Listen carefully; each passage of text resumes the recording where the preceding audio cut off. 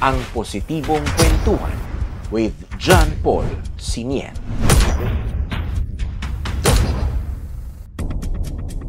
Dito naman sa Mindoro, halimbawa dyan sa Magsaysay, ang problema dyan, tubig. Ang nakakatawa dyan, yung ironic dyan, madaming tubig sa dagat. Pero syempre, di mo pwedeng inumin yung tubig dagat. Pero napaka-murang technology yung tanggalin mo yung asin sa tubig dagat. Oh. Tapos pwede mo siyang gawin tap water. Paano may mga makina na ilalagay mo sa tabing dagat, tapos ipapump niya yung tubig, tatanggalin niya asin, tapos ang labas nun, tubig na purified water. So parang hindi mahirapan yung mga tao na pang-supply nila ng tubig. Oh. By this time, anong source nila ng tubig? Mainom at pangligo?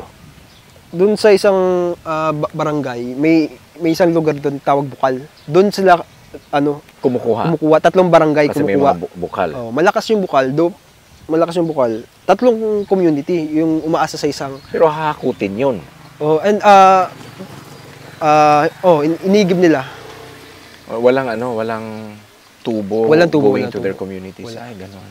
Kaya yung iba, kung meron silang water pump, yun, para sa tanim nila. Pero most of the time, walang tubig. Tapos isang beses lang sila sa isang taon na kapag tanim dahil sa tubig. Dahil sa tubig. Kaya kapag naglagay ka doon ng desalination, tatanggalin mo yung acid sa tubig, tapos gawin mo siyang purified water. Pwede mo siyang gamitin bilang irrigation kapag malaki yung sistema. Okay. Pwede mo rin siyang gamitin pang inom ng tubig. Okay. Magdadagdag ka lang ng filter. So that's a good idea. Oh. We're excited na makapagtapos ka talaga ng pag-aaral para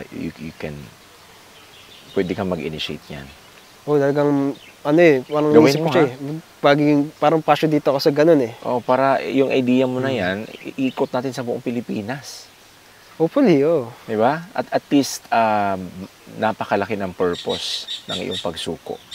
Ang positibong kwentuhan with John Paul Sinien.